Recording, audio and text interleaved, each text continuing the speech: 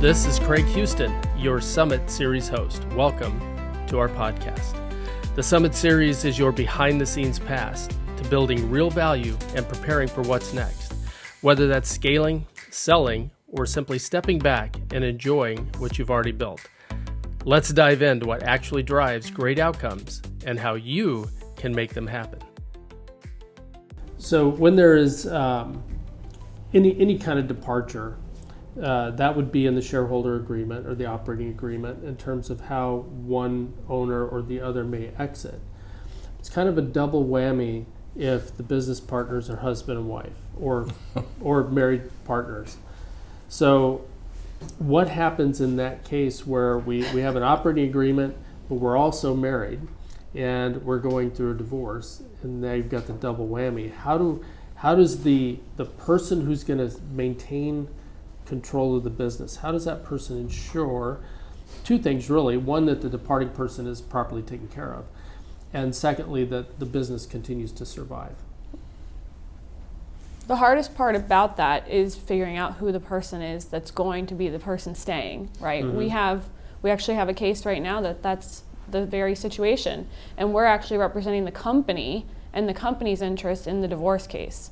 So husband and wife are dealing with the, separation of all of their assets, right? Not just the business.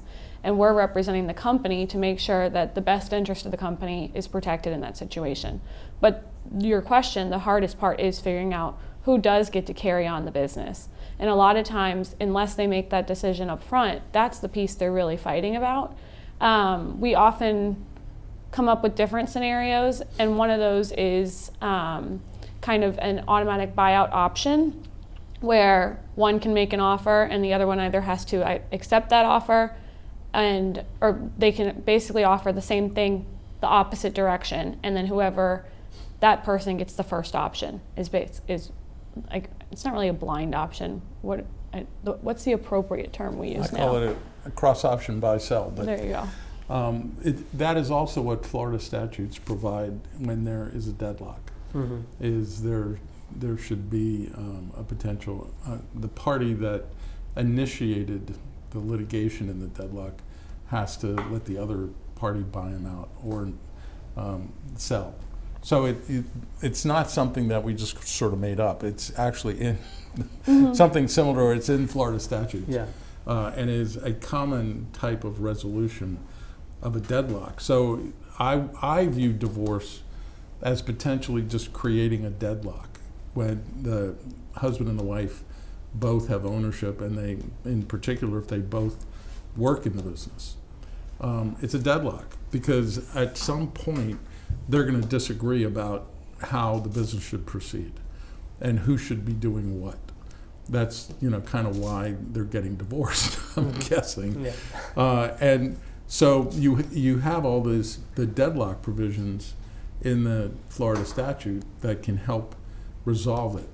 And so you can resolve it under the statute. Basically, at the end of the day, anything other than the way we've talked about disability and death, funding is the issue behind all of this stuff. Yeah. If you have sufficient funding, you can resolve any issue. Trust me on that one.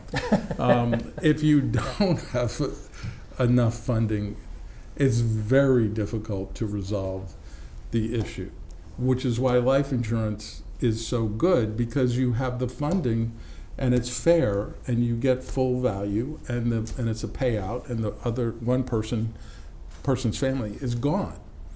That's why that works. Disability is similar, although you're kind of delaying the buyout, but it's not going to take forever. Mm-hmm. And you've got income going to the family in the meantime. So you're still funding the things you need to fund. On a general dispute or on some other type of situation, you need funding. What I suggest, but I don't certainly put this in any format, is you can start saving money in your company to help you fund a resolution, and that would be doing it with a redemption. Mm-hmm. You can certainly redeem an interest. but you need some money, you need some funding to be able to do that. If you put that money aside, then you at least have a leg up. You can also create a line of credit. And you can have a line of credit that you're not intending to actually use for the operation of your business. So, I mean, here at Tripp Scott, we've had $1.5 million line of credit for 30 years. We haven't drawn on it ever. Yeah. But it's a good thing so far. Yeah, it's there if we have to, do something, which could include, taking some, funding something we needed in relation to removing somebody from the firm. We've never had to do it. We've never had to tap it. We've always had sufficient cash reserves to meet all of our obligations. And the bank likes it because we have this $1.5 million line of credit that we never touch. But that can help you in a buyout situation where you have a company and you've got a line of credit that you have set up to give you the ability to move on that quickly. Because once you get a dispute, the two of you are not going to agree on the terms of the line of credit, and the bank's going to want both of you to guarantee it. Mm-hmm. Well, the one getting bought out is not going to be happy about having to guarantee the line of credit that's going to be used to buy him out. Yeah. So you want to get the line of credit in place without the guarantees. Assuming your company is doing well, you can probably get one. We don't have any guarantees, so you can probably get them without guarantees. And then you're set. You've got some source of funding to deal with some of these buyout issues and dispute issues. We've got some more to talk about, but we've talked about the death, we talked about the divorce, we've talked about disability. Disagreement a little bit goes along with divorce, right? That's why we're getting a divorce. That's right. We're disagreeing.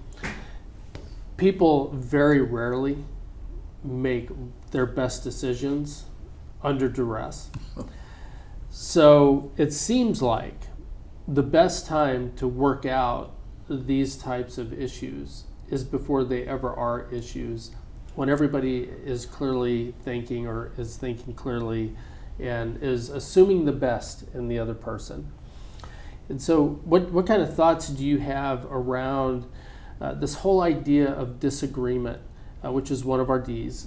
Ultimately, we're going to not agree on the direction of the business. We might not agree on a product launch. We might not agree on hiring a person or adding a position.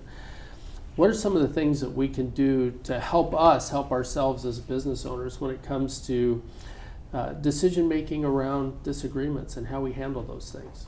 What I recommend is that companies, especially if there's 2-3 shareholders, do an annual and a 5-year business plan. And so they flush out what these plans are, and they do a budget, an annual budget. And so they have a plan on where they're headed.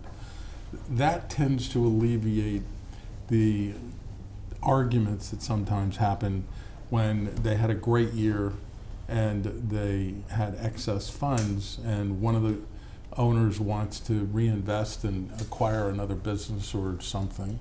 And the other one wants, no, I'm 70 and I want distributions. I'm not looking for too much growth here. You're 40, you're looking for growth.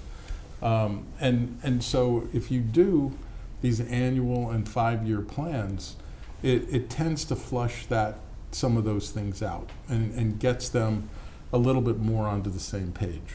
And so how about you? What do you think about the disagreements and what have you found in working with your clients? I would agree with that. And then also we often see in the operating agreements and the shareholders agreements, we try to kind of anticipate that in advance, right? What are the types of decisions that are going to require more than just 51%? Maybe it's selling the business might require 66%, maybe if there's 4 owners or something like that. It's what we call a supermajority. And so we have a list of decisions that we say you have to have a supermajority to make these decisions so that the person who's either just the manager but maybe also a 50% owner isn't running or 51% owner isn't doing all of that without the consent of the other members or the other shareholders.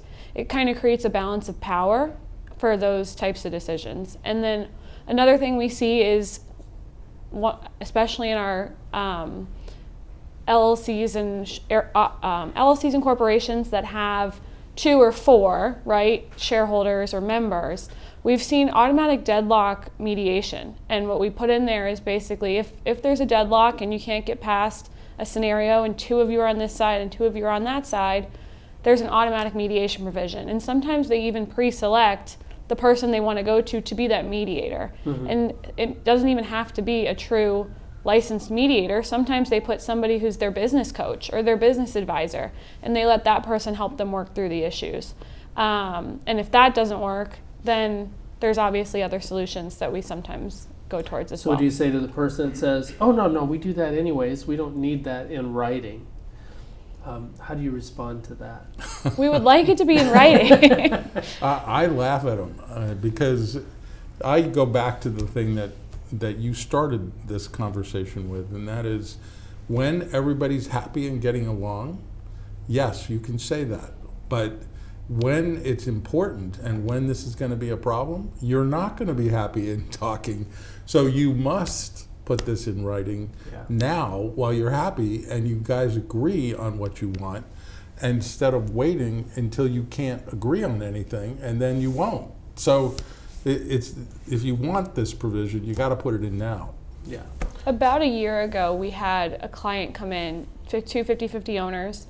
They were starting a startup together, and we went through the questionnaire we have a questionnaire that's basically, here are all the things we might think about putting in either an operating agreement or a shareholders agreement, and how would you want these situations handled? And we give them these worst case scenarios, and how would you want that handled? And we actually drafted the operating agreement. They came in to sign it. One of them ended up signing it. One of them said, I want to take another look at it and I'll come back. 6 months later, we were basically negotiating a buyout of the person who never ended up signing it. And it's that relationship didn't even last very long, right? Yeah. And especially when they're going through those questionnaires, usually they start to see, here's where we might disagree in the future. As a third party being at that meeting, watching them kind of work through some of those answers, I could see in advance, oh, this is going to be a problem for them. Yeah, sometimes it's amazing, Greg. Sometimes, and I'm sure you see this when you meet with some of your clients, you get this feeling these people are not going to make it as partners. Unfortunately, you do get that feeling. Yeah. Something popped in my head as you're saying that with the questionnaire. Not to throw religion into the mix, but in the church world, you have premarital counseling. Mm-hmm. Right? And you're asking all these difficult questions, and some of them are silly, like does the toilet paper go over the top or does it go in the back? The kinds of things that people argue about when they get married, and we were 2 individuals, now we're together. You're recently married, you probably had some of these conversations. Yeah.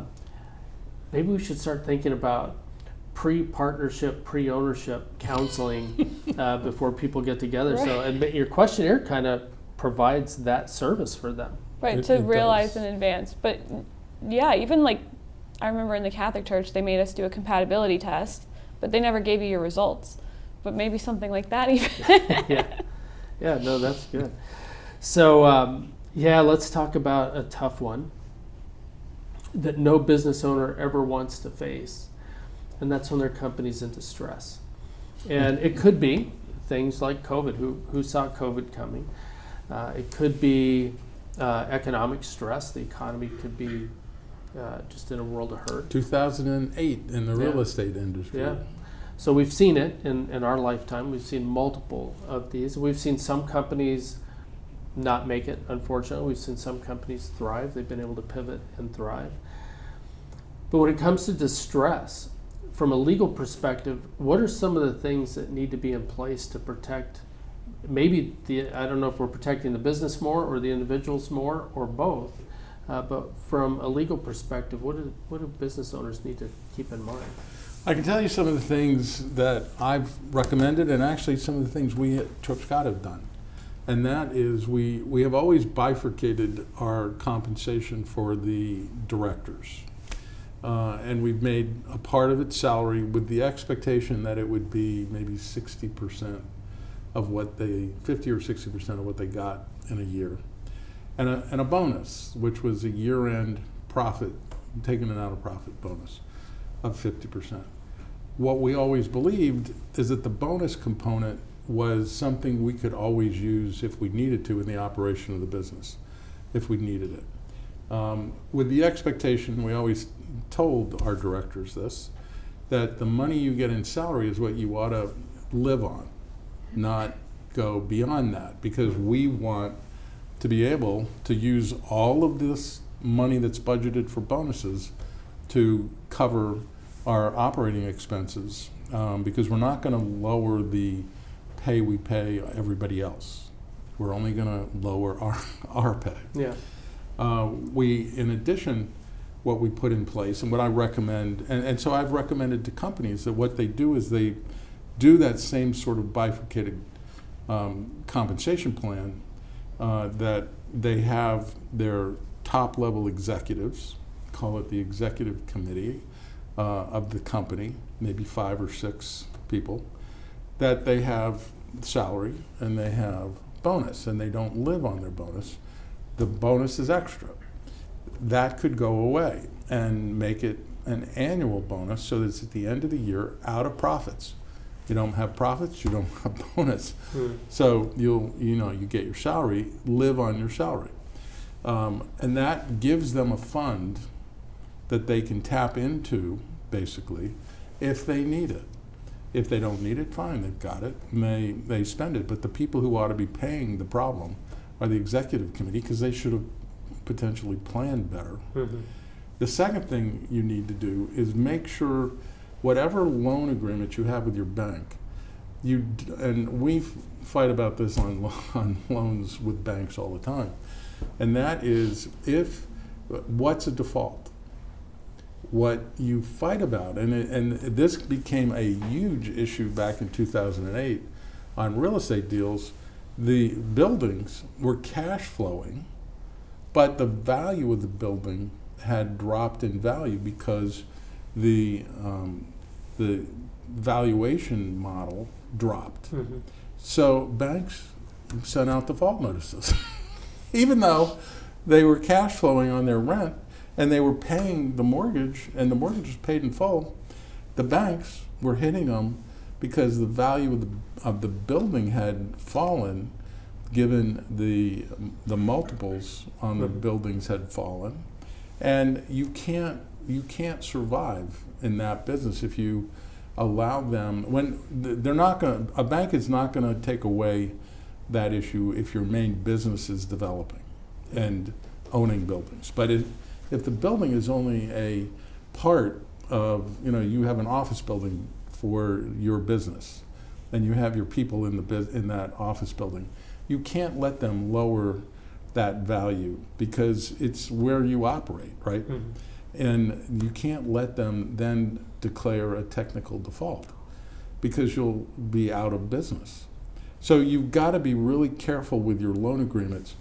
All banks have a tendency to kind of change their lending philosophy over time. The further they get away from a recession, the more lenient they are. That's when you need to borrow, because Timing is everything. It does. Timing is everything. They will be more reasonable on these default, on any technical defaults. If it's right in 2008, in the middle of the real estate recession, you aren't going to get anything, right? So you got to make sure you in your head plan that out and get yourself protected, so the banks can't just come down on you. Thirdly is get into some long-term committed deals from your customers, if you can do that, and give them a discount, but get some base business so that your businesses can still count on revenue coming in and diversify it. I can tell you a law firm, Rudin McCluskey, went down the tubes because they had over 50% of their revenue was based on real estate in one way or another. You can't survive if you have so much concentration in one industry. And so I tell our business owners to diversify your where your customers are. Diversify your suppliers. Mm-hmm. You never want to have a sole source. Yeah. So I tell them that. And I'm sure you tell your clients Yep. a lot of these same things. So those are the kind of strategies I try to impart to our clients. And the bulk of our clients, fortunately, are long-term clients. So they are looking for that type of advice. Mm-hmm. Well, those are helpful strategies to avoid situations of distress for a business, right? But a lot of times, sometimes it's the either shareholder or member that maybe goes into some sort of personal distress or personal bankruptcy. And so we put in the operating agreements and shareholders agreements, we, just like with divorce, we put automatic buyout options in the event that an individual goes into bankruptcy, because we don't want the business brought into that bankruptcy case or that situation. Same if the business is in that situation, then you're basically giving up your management to a trustee. And I luckily have never had to deal with that, but I bet Dennis has. No, actually, No? I've never Even in had to do 08, that. we didn't That's have any clients that had to do, that's good. good. No. We've kind of built in some of these stories, but let's talk about some cases where any one or a number of these 5 Ds weren't addressed and mitigation wasn't in place, and you've watched a client go through something that could have been relatively easily avoided had they planned a little better and taken action. Okay. Well, I can give you one really quickly, and that was these 2 doctors owned a business together. It wasn't their primary business. It was a secondary business to what each of them did. One of them wasn't really active in the business, but he was nationally known by his reputation and thought that was just wonderful. Mm-hmm. And the other one did the bulk of the work, right? And they got into a dispute. The nationally known guy did not want to sell the business. The guy who was working every day did want to sell the business. And they had a buyer. And they had a good price. And they didn't have any agreements that dealt with it, right? So we had to file a lawsuit about a deadlock on this issue of the selling.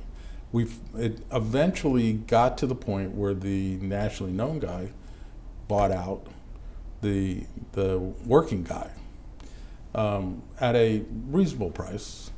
And so it did get resolved, but it was kind of miserable for the doctor during that time period, and the fight, which would have been a simple resolution had they just documented it up front, but they didn't document it up front. And I felt bad for him, but he eventually got bought out. He was he wanted to sell, but getting bought out was selling. So the resolution was once that he came to see us. Before that, it was unfortunate. They I don't know who represented them, but they had no agreements in place to take care of the situation, which would have been pretty simple had they. Yeah. If we could stress anything to you all, is take care of this now. We have a little saying that I'm the oldest I've ever been today, but I'm the youngest I'm ever going to be again. So today's the day to take action. So please take action on these.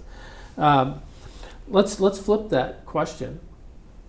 What about a situation where anybody on the outside would look on and go, oh my gosh, this is like the worst possible thing that could be happening to these people or this business, and yet they were buttoned up. They had everything in place and everything, it just actually worked out because they had done all the right things and had stuff in place.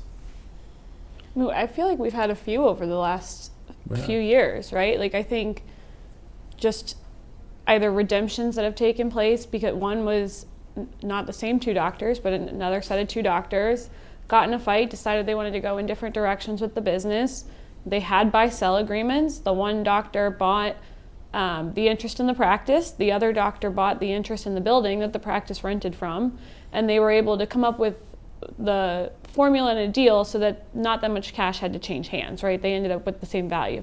The difference, though, in this situation now is the one doctor is the landlord for the doctor of the practice, but they don't work together every day. have their own practices, they're completely happy, and they're able to have that business relationship. So it was a situation that they ended it as friends rather than ending up in court for months and figuring out where's this going to go. And they didn't waste a lot of money on legal fees. Which is usually the biggest win for some of those situations. We've seen, I would say just in the last 6 months, I've probably documented 4 of these redemption agreements that are based on proper buyout terms that were in their corporate documents. Yeah, it saves a lot of heartache. Oh, and it saves a lot of money. Heartache and money. And as Mariana said, that case ended up with the 2 doctors being friends afterwards, because they didn't dislike each other. They just didn't want to, from a business standpoint, go in the same direction. They had different managing perspectives, right? And that's always going to be the case. Like, we have different personalities. You and I have very different personalities. You're always going to have people who maybe when something happens, they realize, well, maybe we're not the best fit. Same thing with divorce, right? And this way, we're able to kind of cover for it in advance and make sure it's as happy as it can be along the way. As you think about that document, if there was any one thing for, like, absolutely, you can, we don't want you to ignore any of this, but absolutely positively don't ignore this, whatever this is, what would you say is the most important thing for them to take care of? Exit? Well, I would say all 5 Ds. I would hate to pick, although, as I said to you before, the worst and the hardest thing is disability out of those 5.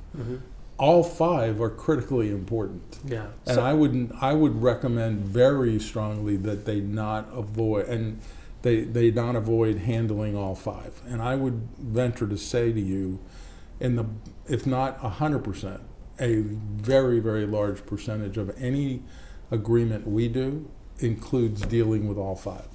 And I was going to give you the overarching term of exit, right? And that's what we use in our questionnaire, actually. That's the section. It's exit. And it's not just death. It's also disability. Death. It's all the 5 Ds, right? But it's also retirement. It's also, if one of us wants to sell the business, how do we handle it? And all of those kind of apply in that overarching term of exit. And I would say that's what we would say, do not avoid this. Yeah, just remember always there's 2, at some point you have to, if you're the single owner of a business, at some point you have to be out of ownership, because you either die, you become disabled, you have some issue that prevents you from continuing on. So in these documents you have to anticipate whether you're going to have a sale or you're going to have family. And if you're going to have family, then you might as well start to have them now. And that gets them in, but gives you the opportunity with the appropriate documents that if you don't think they work out, buy them out. We had a client that they eventually sold, or he eventually sold the business, but he brought his stepson in as an owner into the business, and with the intention that that stepson would become the owner of 100% of the business over time, and it would be a family transfer. And as things developed, the stepson did not work out at all, and I think the stepfather was very shocked that it didn't work out, but finally accepted it. But in the documentation, we had documented that we could buy him back out. So we bought him, so the stepfather elected to buy the stepson out. And the stepson was actually, at the time, pretty happy because he got a nice pile of money on the buyout. But the stepfather ended up being the most happy because he got a deal that was, 13 or 14 multiple, which was... It's a good deal. It's a very good deal, yeah. And so he's very happy, and he got it on all the stock, not just what he was keeping, but the stock he bought back from the stepson. Yeah. So it worked out okay, but you can build in there the family. You have to build in there the understanding that somehow this business is going to go, because you're not living forever, I'm not living forever, you're not going to run this business forever. The business is, if you want it to exist, it's got to go somewhere. Yeah. Yeah. That's so true. Hopefully you're going to walk out on your own terms. Otherwise, like you said, you're going to be carried out, or you might be escorted out. That's not pleasant either. But hopefully the end goal is that everybody exits in their timing, on their terms, in a way that is a win for everybody, for their employees, for their family, and for themselves. And it protects the value of the business, which is really the most important. So for the people who are listening to this that aren't in the state of Florida, which is where we are as we film this, how does that person, remember, they're in their garage, the business is taken off, they're hanging on for dear life. How do they find an attorney that can help them out? If they're not in Florida? Yeah. Well, if they're in Florida, they're going to call Tripp Scott, of course. If they're in Florida, they need to call Tripp Scott. If they're not in Florida, I mean, the local bar associations usually have a good database of lawyers. Our biggest, I would say, the best people you can ask are your referral source. So if those entrepreneurs have friends who are entrepreneurs, who did they use? And a lot of times that's how we even find, or that's most of the time how we find our clients, is somebody came to us, they wanted the exact same thing, and they said, look, my friend needs this. I told him he needs this. He's coming to you next.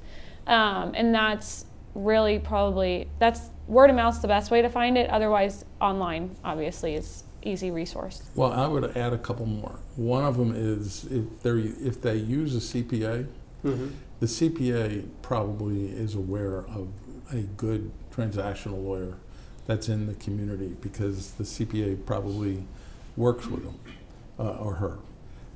So I would look to their CPA.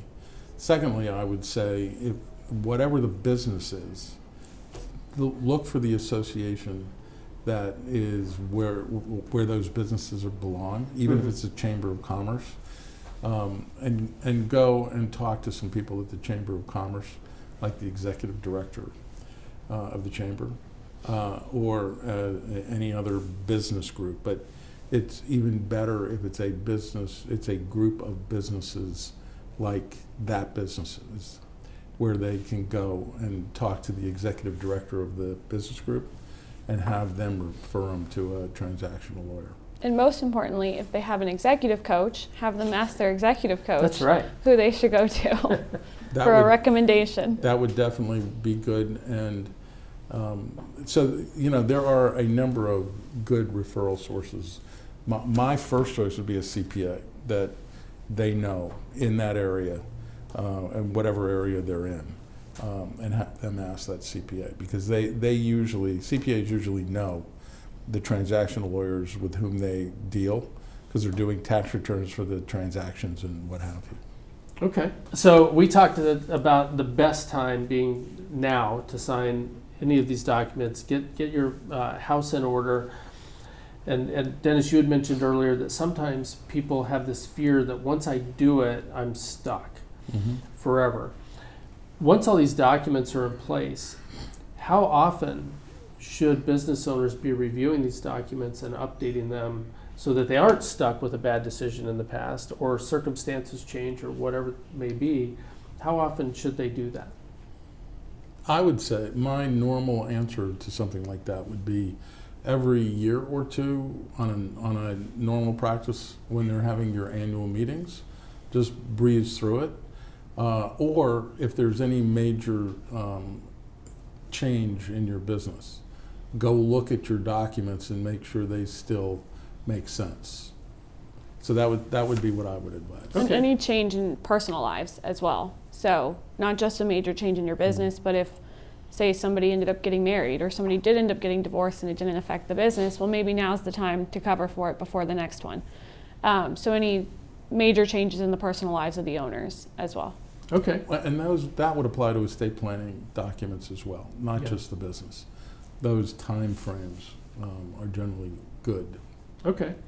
So annually for both estate planning and business documents, and then ad hoc, really, anytime something significant happens, either in the business or personally with any of the owners. Correct.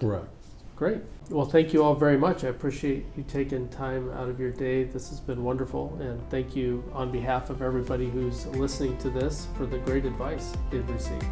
Thank you. We are happy to do it. Hey, thanks so much for listening to this episode of the Summit Series. Please make sure to click on the follow button on your podcast app so you never miss an episode of our show. This episode was produced by Paige King and it was edited by Matt Huston. I'm Craig Huston, and you've been listening to the Summit Series.